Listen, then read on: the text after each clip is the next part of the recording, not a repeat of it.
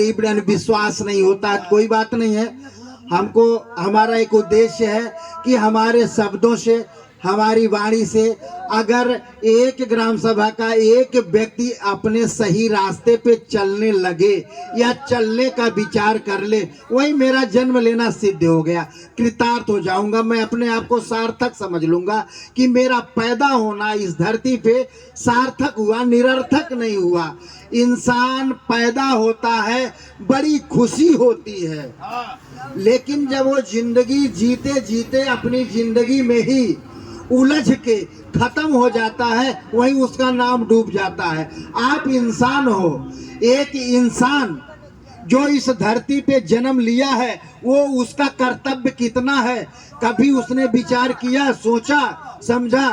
कतई नहीं सोचा होगा, क्योंकि गृहस्थ आश्रम एक ऐसा आश्रम है, इस आश्रम में रह करके आप जमीन पे रेंगने वाले जीव का, हवा में उड़ने वाले जीव का, चारों पैरों पे चलने वाले जीव का, पशु का, पक्षियों का, सबका भरण पोषण, खाना देने का कार्य हम आप गृहस्थ आश्रम में रह के ही करते हैं, ना कि अलग कहीं हो करके का आप कर सकते हैं। जो भी कार्य आप करते हैं उससे आप खेती करते हैं, फसल पैदा करते हैं, फसल पैदा करके आप रोड पे टहलने वाले, गांव में टहलने वाले कुत्तों का भरण पोषण करना, बिल्लियों का भरण पोषण करना, चींटियों का भरण पोषण करना किसका कार्य है? हम एक किसान का ही है। जितने किसान हैं गृहस्थ आश्रम में जो हैं, उनका ये कर्तव्य बनता है, दायित्व बनता है कि अपने कार्य पे लगे रहें और सबका भरण पोषण का कार्य करें, क्योंकि यह कार्य ईश्वर ने आपको अगर दिया है तो बहुत सोच समझ के दिया है कि पृथ्वी पे जो भी जीव है उन लोगों का भरण पोषण करेगा तो कौन करेगा? तो वह कार्य किसके अंदर में किया? हमारे गृहस्थ आश्रम में रहने वालों का। यह एक परम कर्तव्य है कि हम अनाज को पैदा करें और सारे जीवों का भरण पोषण करें। यह भी एक बहुत बड़ा उपकार है, बहुत बड़ा कार्य है। इस कार्य से आपको भागना नहीं चाहिए, क्योंकि गृहस्थ आश्रम का यह भी एक अंग है।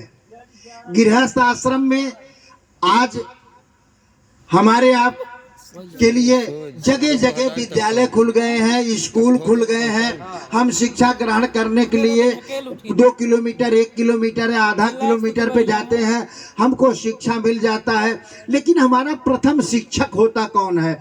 हमारा पहला शिक्षक जो हमको ज्ञान देता वो होता कौन है? हमारी मातृ शक्तियाँ होती हैं, हमारी माँ घर की होती हैं जो हमको बताती हैं। आज हमारा टाइम है, समय है कि हम 5G, 4G, 3G के चक्कर में गुरु जी को, माता जी को, बाबू जी को भूल गए हैं। ये सबसे बड़ा ही घृणित कार्य हमारे नवयुवकों का है, हमारे बच्चों का है, क्योंकि इस देश का भविष्य आप लोगों के हाथ में ही है। हम लोगों के समय में क्या रहता था कि अगर थोड़ा सा भी नेटवर्क हिला तो पिताजी के एक लाफे पे नेटवर्क आ जाता था।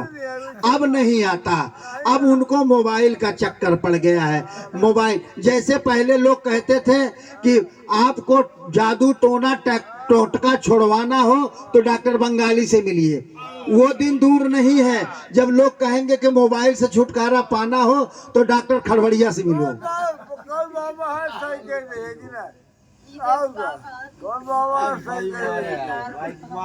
भैया इनके कौन व्यवस्था हुई?